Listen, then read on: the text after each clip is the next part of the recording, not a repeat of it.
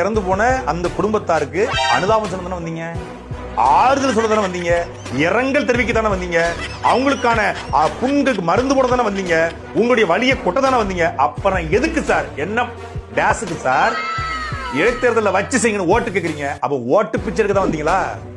ஓட்டு பிச்சை எடுக்கத்தான் இந்த கரூர் விஷயத்தை பேசுறீங்களா? ஓட்டு பிச்சை எடுக்கத்தான் அனுதாபம் தேடுறீங்களா? ஓட்டு பிச்சை எடுக்கத்தான் உங்க அக்கா தங்கச்சி குழந்தைங்க நாடம் ஆடுறீங்களா? ஓட்டு பிச்சை எடுக்கத்தான் நீங்க அரசு பண்ணி கொடுக்கீங்களா? அப்புறம் என்ன டேஸுக்கு சார் இடைத்தேர்தலை பத்தி பேசுறீங்க? Days sir. இப்ப கூட எங்க அப்பா இறந்துட்டாரு.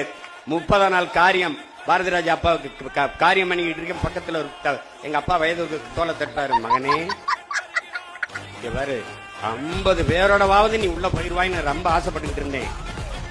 நடக்கல, விட்டுறாதரா. இந்த இடைத்தேர்தல நின்னாவது உள்ள போயிரு, நீ போயிரு எப்படியாவது அப்படின்றாங்க.